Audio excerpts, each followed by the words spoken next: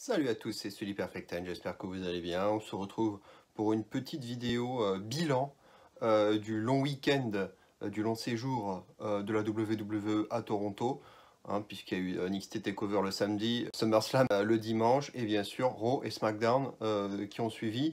Donc c'était, comme on est dans une période un peu charnière, avec, on sait, Fox, le SmackDown qui arrive sur la Fox début octobre.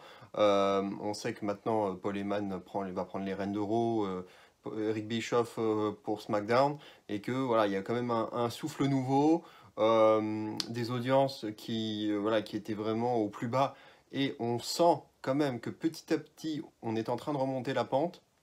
Et on l'a encore vu d'ailleurs avec les audiences de cette semaine. Donc c'est quand même intéressant. Peut-être que du coup, il y a faut rester prudent, mais un regain d'intérêt qui pourrait arriver du côté des fans. Et ce qui est bien sûr une bonne nouvelle pour tous, et en premier lieu pour la compagnie. Du coup, l'occasion donc de faire ce bilan et de se projeter un petit peu sur les semaines à venir. Voilà, ce qu'on peut dire de manière générale, déjà, les femmes, on peut dire on peut leur accorder, leur donner un grand coup de chapeau. Je pense notamment, bien sûr, à Yoshirai, à Candice LeRae, qui ont livré vraiment le meilleur match, pour moi en tout cas, le meilleur match de TakeOver. Et pour SummerSlam, Charlotte et Trish Stratus, qui, encore pour moi, ont livré le meilleur match le meilleur match de la soirée. Ce qui fait que voilà, les femmes ont vraiment tenu le haut du pavé. Et on peut aussi ajouter encore un petit coup de cœur pour le match entre Charlotte Flair et Ember Moon à SmackDown, qui était vraiment très bien aussi. Voilà, vraiment les femmes, on leur donnait un grand coup de chapeau. Ensuite, on peut parler quand même de la volonté, on le sent, de la WWE de plus en plus, de commencer à vraiment à mettre en avant des nouveaux talents, des nouvelles têtes, de ne pas tourner toujours autour des mêmes gens, des mêmes lutteurs et des mêmes lutteuses. Là, on sent qu'on commence à en voir pas mal. Et voilà, notamment Ember Moon, justement, donc, qui a affronté Charlotte, qui a perdu, mais qui a quand même, qui a quand même fait un bon match. Ember Moon, bon, contre Bayley, voilà, c'était un match particulier, effectivement, dans un creux, on était dans un creux du show et ça n'a pas intéressé grand monde, mais on l'a vu, on a vu ses capacités in ring, et voilà, c'est quand même déjà une lutteuse qu'on n'avait pas vue du tout pour le moment, et que là, on commence à voir de plus en plus, donc ça, c'est positif. Et puis du côté des garçons, on l'a vu, on a vu Cedric Alexander contre Drew McIntyre lundi, qui ont offert potentiellement l'un des matchs de l'année à la WWE. Je vous invite à le regarder si vous ne l'avez pas vu, avec un Claymore absolument dévastateur, une image terrifiante. Il l'a tué, il l'a carrément tué en live, et le public était vraiment investi, et ils étaient à fond. Enfin, là, après ce match et après ce Claymore, ils étaient à fond. Donc on a vu donc, ces deux-là, donc Alexander et Drew McIntyre, vraiment bien mis en avant. Dans ce Raw ici, Andrade, qui a quand même battu 2-0 dans un 2 out of 3 falls Rey Mysterio, donc c'est pas rien. Ça aussi, c'est pas innocent. Donc Andrade, on le remet en avant aussi, parce qu'il a quand même pas fait grand chose non plus depuis le début, en dehors de matchs justement assez répétés face à Rey Mysterio. Buddy Murphy, qui arrive de nulle part. On entend dire que son apparition dans le champ de la caméra lors de l'agression de Reigns était une erreur, enfin c'était même pas fait exprès, et que vu que les gens, beaucoup d'internautes, enfin évidemment, les gens ont commencé à dire, à penser que c'était fait exprès, et du coup ils se sont dit, bon, Buddy Murphy est suspect, et du coup la WWE, donc, pensant que, enfin en tout cas, d'après elle, c'était pas fait exprès, et du coup ils ont rebondi là-dessus pour intégrer Murphy dans l'histoire, et donc finalement lui donner un push un peu inattendu, imprévu. Et du coup, il s'est retrouvé avec un match face à Roman Reigns, qui était, si je ne m'abuse, son premier match à SmackDown, il était temps. Et alors, ils ont livré un match encore 4 étoiles, quoi. Regardez ce match encore, avec l'Alexander Drew, on a été gâtés cette semaine. Et Buddy Murphy, donc, voilà, on a vu regardez le visage de Roman Reigns après le match.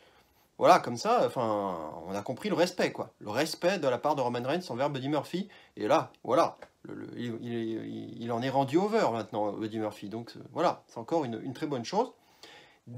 Enfin, des storylines que j'appelais de mes voeux, avec ce côté un peu enquête policière qui décidément, en plus, revient 2 fois actuellement, puisque on a bien sûr la grande affaire Roman Reigns qui avance, hein. Malheureusement, je l'avais déploré, on n'en a pas beaucoup vu à SummerSlam, à part l'intervention de Rowan, mais elle a été développée bien sûr cette semaine à SmackDown, avec une super intervention enfin, de toute la soirée de Daniel Bryan qui a été absolument magistrale. Et puis cet interrogatoire avec Rowan, hein, un peu en mode Roman Reigns comme la semaine d'avant, où Murphy a pris cher à nouveau, mais il a avoué qu'il avait menti. Et ensuite, le segment final, le gros cliffhanger avec Roman Reigns qui vient voir Rowan et Bryan, et Bryan qui demande à Reigns des excuses qu'il n'obtiendra pas. Mais comme il commence à s'énerver, Reigns, mais Bryan lui dit wow, wow, wow, wow, attention, on a mené notre enquête, on a un coupable, et on te le donnera la semaine prochaine. Voilà, donc on attend mardi prochain, bien sûr, avec impatience, un gros cliffhanger. Voilà, comme je vous ai dit, moi, c'est que mon avis personnel, j'ai une forte présomption envers Sheamus, voir avec Cesaro peut-être pour reformer The Bar, et peut-être que Cesaro aurait participé, puisque quand on regarde l'image de la première agression, hein, celle avec les caisses, on voit que d'abord il y a la structure métallique qui s'effondre sur Reigns, et ensuite les caisses, on voit un bras au loin qui pousse les caisses, qui est donc poussé, les caisses poussées par un homme avec une capuche, qui ressemble, quand on regarde un petit peu de plus près, j'ai essayé de faire un gros plan, j'ai regardé, il ressemble justement un peu à Sheamus, donc ça pourrait être lui, l'homme à capuche qui a poussé les caisses, mais la structure métallique qui est tombée, bah, il pourrait y avoir un deuxième larron, un complice quoi, dans l'affaire, donc on pourrait peut-être éventuellement se dire que The Bar est dans le coup, même si Cesaro est rattaché à Raw, mais voilà, ils peuvent rattacher tout de suite, remettre Cesaro avec Sheamus et puis reformer The Bar, hein. Ils peuvent tout à fait le faire. Mais en tout cas, voilà, je pense que le retour de Sheamus, là, il est pour bientôt. Voilà, donc une bonne storyline. Et puis une autre storyline, alors qui est beaucoup plus confidentielle, on est d'accord, mais c'est à 205 Live, ils ont introduit encore une petite histoire d'agression sur Grand Métallique. Donc, sauf que bon, là, le suspense semble beaucoup moins présent, puisqu'on se doute que ça va être pour Lince Dorado, le coupable, et que ça va créer probablement un heel turn de la part de Dorado et un split au sein de la Lucha House Party, voilà, poussé un peu par Arya Daivari, pour ceux qui ont suivi 205 Live. Voilà un peu pour l'histoire. Mais en tout cas, voilà, des histoires un peu, d'enquête à peu près policières, si on peut dire, comme ils avaient pu faire notamment avec Aleister Black à NXT. C'est vraiment des choses que j'adore, et c'est vraiment des choses qu'il faut continuer à faire de temps à autre. Il ne faut pas en faire trop non plus, mais c'est bien pour l'audience, bien sûr, et comme ils ont pu faire mardi avec un cliffhanger énorme. Voilà, je te révélerai le coupable la semaine prochaine. Bah voilà, forcément t'es pris et t'as envie de savoir la semaine prochaine qui l'a fait. Et donc forcément tu vas regarder. Donc pour l'audience, c'est du tout bon. Et voilà, et comme je vous disais, les audiences elles commencent à remonter. Et je pense que la semaine prochaine, ça va être encore mieux, avec notamment ces cliffhangers. Du côté de SmackDown, je pense que ça va encore continuer à monter et à aller tutoyer peut-être les 2 millions 2, 2 millions 3, quoi. On verra bien. Euh, voilà, donc il y a ces histoires qui commencent à être montées. Voilà, on commence à avoir des petites choses intéressantes. Le personnage de The Fiend, bien sûr, qui est pour l'instant très protégé, on ne l'a pas vu cette semaine, et je pense que c'est mieux comme ça, parce que il faut qu'ils en fassent un événement, un personnage rare. Peut-être qu'on le verra qu'en pay-per-view, on le verra à des moments vraiment inattendus, hein. Il pourrait apparaître en weekly, mais à des moments vraiment imprévus. Même si j'ai ouï dire qu'il serait peut-être présent à Louisiane dans une semaine ou deux, là, dans 2 semaines, je crois, c'est la Louisiane, mais peut-être même la semaine prochaine, il pourrait être là aussi. Donc on ne sait pas, en fait. Bon, ça m'étonne qu'on l'annonce, parce que, justement, faut que ça reste un secret, une surprise. Mais voilà, il faut en faire quelque chose d'un peu mystérieux, et pas le voir comme n'importe quel lutteur. Et voilà, on tient quelque chose, hein, évidemment, son thème musical de Code Orange, là, il a été beaucoup regardé déjà sur YouTube, voilà, beaucoup téléchargé déjà sur les plateformes, iTunes et compagnie. Voilà, on sent qu'on tient quelque chose, et voilà, encore une grosse star en potentiel encore, là, très vendeuse, et puis bien sûr en produits dérivés, hein, le masque, la lanterne peut-être aussi, voilà son thème musical, voilà, qui plaît beaucoup, 2K20 avec tous les bonus, voilà, il y a aussi des choses relatives à Bray Wyatt, enfin voilà, et puis on va pas pouvoir jouer avec The Fiend, enfin voilà, il y a déjà un gros truc autour de lui, voilà, ça va éveiller la curiosité de beaucoup de fans, et ça va en faire revenir, probablement aussi. Voilà, donc toutes ces stars là qui commencent à poindre un petit peu, là, qu'on met en valeur. Euh, et donc un SummerSlam qui a été globalement correct, un bon show, on va dire, un bon show de catch, mais qui, comme je vous l'ai dit pour moi, n'était pas à la hauteur d'un vrai SummerSlam. Donc pour moi, c'est du 6 sur 10, mais c'est pas plus. Ça a manqué de couilles, en fait. Ils sont contentés vraiment de peu. Ils ont fait ce qu'ils avaient à faire, mais ils sont pas pris beaucoup de risques. Voilà, ça manquait de prise de risque. Ils ont fait plutôt du happy ending hein, de manière générale. Hein, beaucoup de happy ending. Pas de drame, pas de heel turn ou de choses comme ça. Il y en aura eu un majeur avec Sasha Banks, mais ça aurait été le lendemain à Raw. En tout cas, SummerSlam, bon, correct, mais ça aurait pu être bien meilleur que ça. Et TakeOver, un très bon show encore, qui a voilà, eu ses petites faiblesses. Hein. Je ne vais pas rappeler tout ça. J'ai fait une longue vidéo pour en parler, que je vous invite à regarder. Et voilà, et donc pour les semaines à venir, beaucoup de choses, à mon avis, positives. Un tournoi King of the Ring qui revient, hein, qui a été annoncé, qui va s'étaler sur tout le mois d'août, là, et en septembre, avec du coup le premier tour dès la semaine prochaine, hein, donc les huitièmes de finale, donc c'est les huitièmes de finale, avec donc des matchs à Raw, des matchs à SmackDown, on connaît la liste des participants, ça va nourrir les storylines, ça va permettre aussi de construire, de faire du build-up pour les matchs à venir à Clash of Champions. À mon avis, ça va beaucoup servir pour le build-up de la feud entre Shane McMahon et Kevin Owens, qui, si vous avez vu Raw, n'est pas SmackDown, pardon, si vous avez vu SmackDown, n'est pas terminée cette feud, hein, elle n'est pas terminée. Et à mon avis, Kevin Owens étant parmi les participants, je ne serais pas étonné que Shane McMahon intervienne à un moment ou à un autre, voire en finale. Alors là, voire pour prendre la place de quelqu'un. Enfin là, voilà, j'ai commencé à avoir déjà à ébaucher quelques idées. Et j'espère qu'il va pas nous refaire le coup d'Arabie Saoudite en prenant la place de quelqu'un et en s'attribuant la victoire. Hein. Il l'a fait au tournoi Best in the World. Il serait capable de devenir lui-même King of the Ring.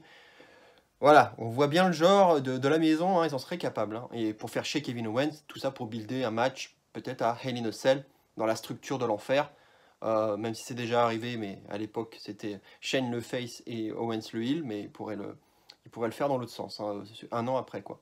Voilà. Voilà, donc ce tournoi King of the Ring, donc voilà, on nous construit des nouvelles choses, voilà, on nous build des choses, c'est bien, il faut le faire, il faut nous donner envie de regarder la suite, et c'est ça, c'est pour moi, je l'ai toujours dit, Raw, SmackDown, ce sont des séries télé, et il faut donner envie aux fans de regarder de bout en bout. Et puis voilà, là, on a la AEW qui va arriver en début octobre aussi, en même temps que les débuts de SmackDown sur Fox.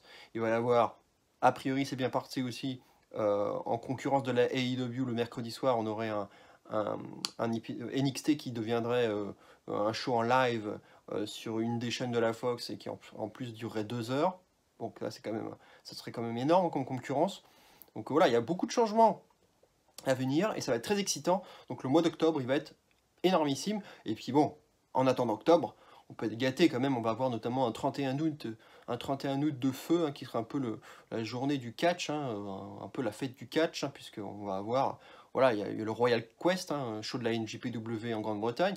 On a le All Out, hein, bien sûr, à Chicago, et on va avoir NXT TakeOver Cardiff, NXT TakeOver UK, hein, Cardiff. Donc on va avoir 3 shows là dans ce même week-end, quasi simultanément. Enfin voilà, ça va être très difficile de suivre tout ça, mais en tout cas, quand on est fan de catch, on ne peut être que réjoui par ce qui va se passer, notamment en fin août et puis en octobre. Donc voilà, on a hâte d'y être. Voilà, en tout cas, un show Toronto, alors, voilà, livré de bons moments, de très bons moments, voilà, avec des bémols, il faut le dire, mais voilà, on va dans le bon sens, et c'est ce qu'il faut retenir, je pense, c'est qu'on va dans le bon sens, on a un peu moins de purge, ça commence à devenir sérieux, on commence à faire des histoires, à créer des choses, voilà, je pense aussi à Rey Mysterio, qui nous tease un truc avec sa famille, voilà, peut-être probablement le retour de Dominique. Enfin, au moins, il y a quelque chose. On nous raconte un truc qui attise notre curiosité. Voilà, et c'est ce que je voulais, et donc c'est très bien de l'avoir fait. Voilà, c'était une vidéo courte, hein, juste un petit quart d'heure pour parler de ça, de faire un petit bilan de Toronto. J'espère que cette vidéo vous plaira. On se retrouve très bientôt pour une prochaine vidéo. Portez-vous bien. Et d'ici là, bien entendu, hein, n'oubliez surtout pas, vive le catch et zéro miedo! Ciao à tous.